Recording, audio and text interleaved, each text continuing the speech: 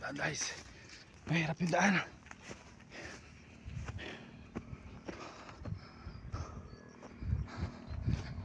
Malapit na ako sa taas guys. Ito yung bundok na ano, ibon oh.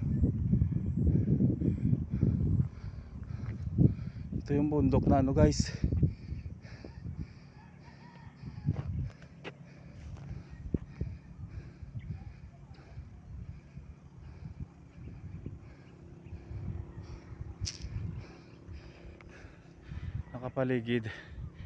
Nakapaligid na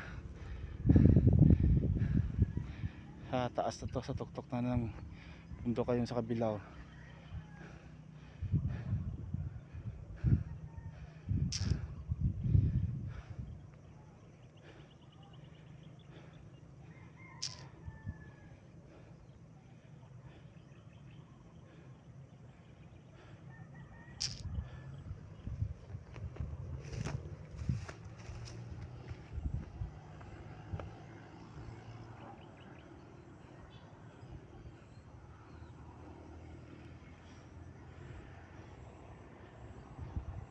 Ang lalaki ng mga bundok guys.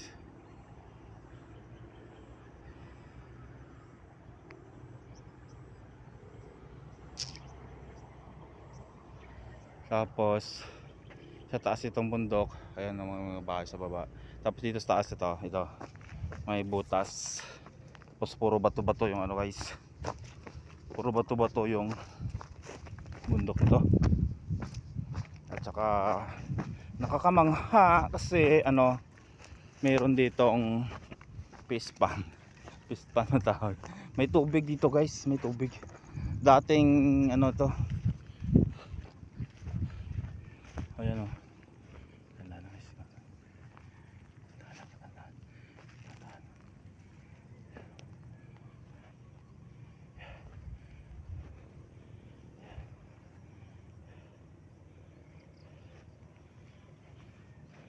May tubig. Isda siguro to.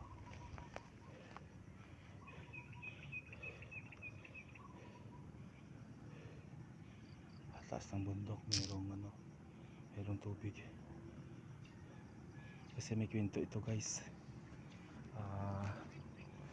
Dating kinukwari, tapos lumabas yung tubig dito. Sobrang daming tubig na lumabas, kaya hanggang doon sa baba hindi napigilan yung tubig. Buti na lang at natakpan ng ano, ng bako. Yung bako, muntik na lumubog yung bako dito guys sa ano, andun pa sa kabila. Doon may ano pa, doon may butas pa sa kabila, andun oh. At dito nahukay ito ng ano, ng nahukayan dito. Tapos dito lumabas yung maraming tubig. Ayan guys, so kaya tinabakan ulit ng ano, ng bako. Ayan, hindi naharang na yung lumalabas. Take 2. Naharang na yung lumalabas sa tubig dito guys. Okay.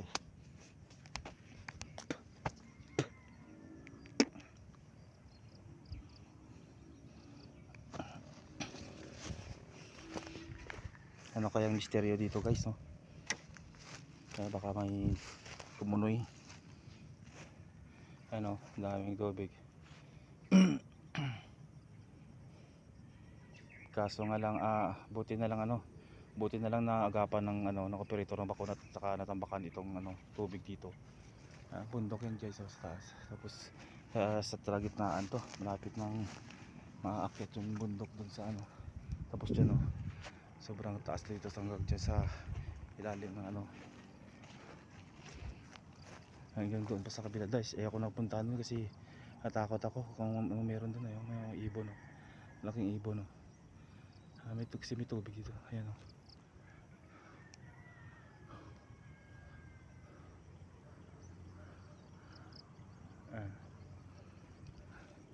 Maraming tubig dito sa ano, sa bundok na to. Ang kwento daw dito, parugtong to sa mga dagat, tubig. Ayan. sa baba oh. Yan. Baba yan sa baba. Andun. Akalain mo naman sa gitna ng bundok, sa taas ng bundok, mayroong tubig. Stagnant water. Kasi ayan, nasa baba oh. May daanan dyan, may kalsada dyan sa baba.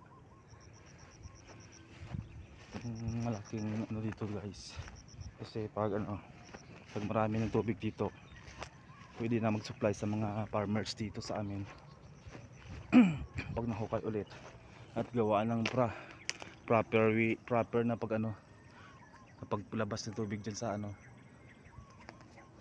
sa singawan ng tubig dyan, pag maayos ang paggawa nila, i-giving supply dyan sa mga yung mga palayan, para kahit na anong tag-araw hindi mawala ng tubig, makaprodukto pa rin yung mga taga dito sa amin na magpalay. Maganda dito guys pag na-improve na nila yung tubig dito, kasi tinambakan lang yan yung nagkwari dito, tinambakan lang yung teritoryo ng bako. Yan, mataas dito guys, sa baba dyan may kasada dyan, kaya di pa alam kung anong gawin dito nila sa tubig na to. Kasi dami nakaimbak ng tubig dito sa loob ng bundok na to. Malaking bundok to guys, hanggang dun sa kabila, siguro mga 3 kilometro to kalaki, sa paikot lang, paikot ng bundok na to. Malaki to guys, malapad to nga bundok. Ayan, may mga sa baba dyan, may mga bahay dyan, tapos ayan pala yan sa baba. Balikan natin yung guys, yung taas, para makita nyo ng maayos.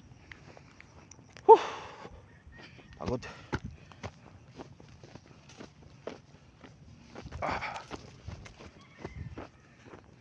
Oh shit.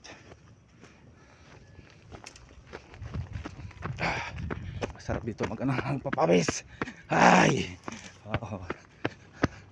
Ayan guys, ayun ang ayan ang yung dating may tubig hanggang dyan, tapos dyan sa baba ayan nakita kasi yung dito pasada, kasi daming kahoy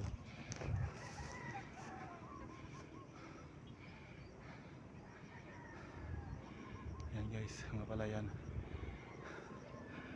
sa baba, so may mga bahay na nila pa rin dyan hanggang dyan sa taas.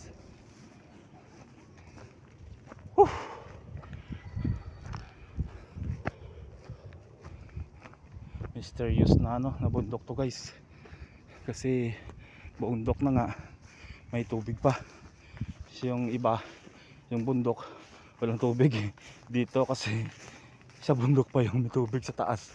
Dito sa baba, sa may kalsada walang tubig, dito lang sa bundok meron. Kakaiba, nakakamangha guys.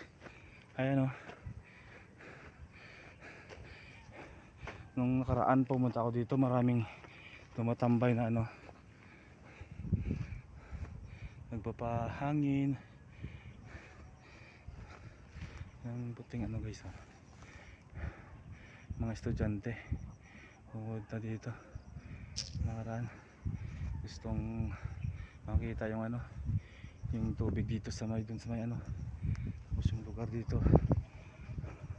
pag itong oras, pag alas 2 ng tanghali, ang hapon, wala nang init, masarap na dito anong hangin dito guys, hangin, masarap na pasyalan, masarap na pasyalan. Alas 2 ng ng tanghali, ng hapon, kasi yung araw doon sa ng bundok